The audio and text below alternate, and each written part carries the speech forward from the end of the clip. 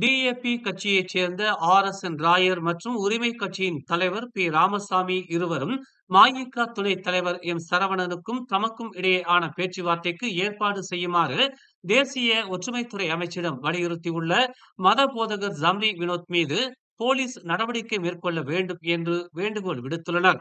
ஜம்ரியுடன் விவாதத்தை ஏற்பாடு செய்வதற்கு பதிலாக மீண்டும் மீண்டும் வெறுப்பூட்டும் அவரின் பேச்சுக்காக காவல்துறை கைது செய்து குற்றம் சாட்ட வேண்டும் என்று பேராசிரியர் ராமசாமி கூறினார். மத வேறுபாடுகள் மீது அதிக கவனம் செலுத்தும் விவாதங்கள் மலேசியாவின் பல மத சமூகங்களுக்கு மத்தியில் பதற்றம் மற்றும் உறவுகளை சீர்குலைக்கும் என்று அவர் எச்சரித்தார். நியாயமானவர்கள் யாரும் இது போன்ற கீழ்த்தரமான விவாதத்தை நடத்தக்கூடாது என்று ராமசாமி வலியுறுத்தினார்.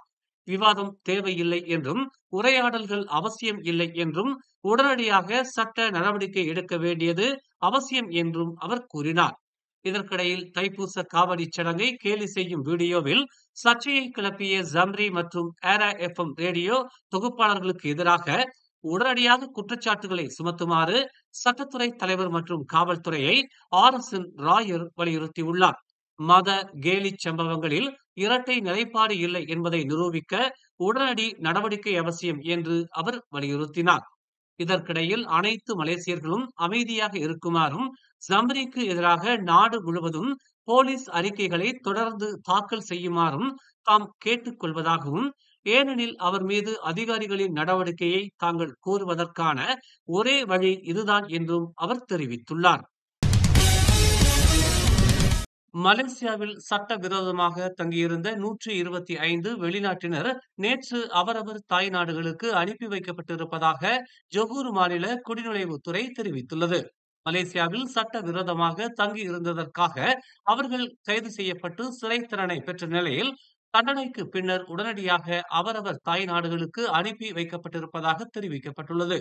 இந்தோனேசியாவைச் சேர்ந்த 50 பேர், பாகிஸ்தானைச் சேர்ந்த 21 பேர், மியான்மரைச் சேர்ந்த 19 பேர், இந்தியாவைச் சேர்ந்த 12 பேர், பங்களாதேஷைச் சேர்ந்த 10 பேர், தாய்லாந்தைச் சேர்ந்த 8 பேர், கம்போடியாவைச் சேர்ந்த 3 மற்றும் இலங்கையைச் சேர்ந்த 2 என மொத்தம் 125 பேர் அவர்களின் சொந்த செலவில் அவரவர் தாய்நாடுகளுக்கு அனுப்பி வைக்கப்பட்டிருப்பதாகவும், சம்பந்தப்பட்ட 125 பேரும் மீண்டும் மலேசியாவிற்குள் நுழைவதற்கு தடை விதிக்கப்பட்டிருப்பதாகவும் ஜொகூர் மாநில குடிநுழைவுத்துறை தெரிவித்துள்ளது.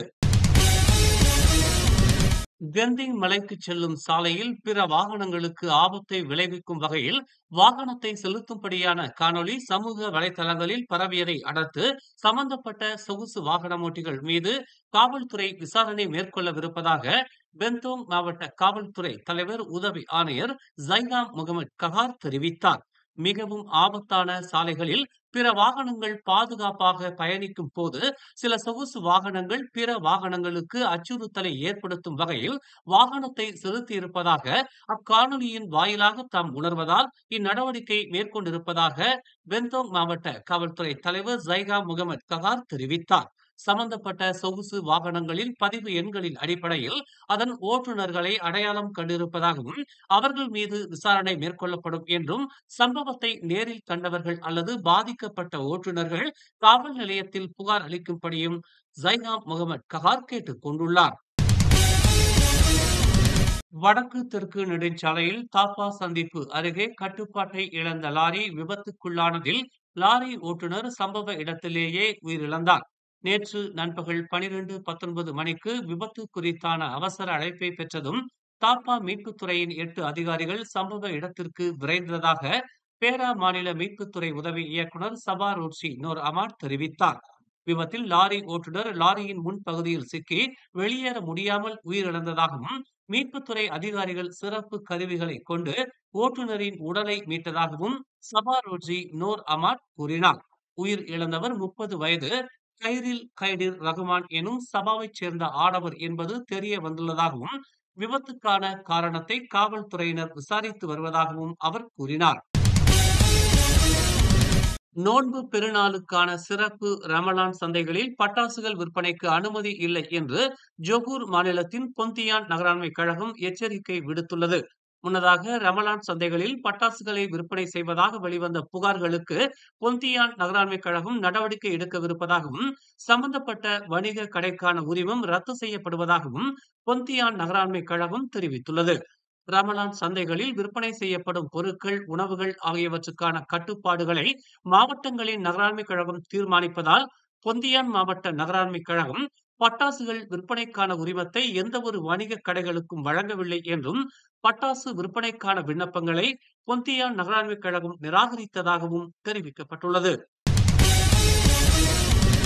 20 வயது இளைஞர் ஒருவர் கட்டிடத்திலிருந்து விழுந்து உயிரிழந்த சம்பவம் பெரும் அதிர்ச்சியை ஏற்படுத்தியுள்ளது. பூச்சிங்கில் உள்ள ஜலான் வான் அல்வி வணிக சாலையில் உள்ள கட்டிடத்தில் இருந்து சம்பந்தப்பட்ட ஆடவர் கீழே விழுந்து உயிரிழந்தார். இது தொடர்பான அவசர அழைப்பை நேற்று நள்ளிரவு 12:08 மணிக்கு பெற்றதாக கூச்சிங் மாவட்ட காவல்துறை தலைவர் உதவி ஆணையர் முகமது ஃபர்கான் லீ தெரிவித்தார்.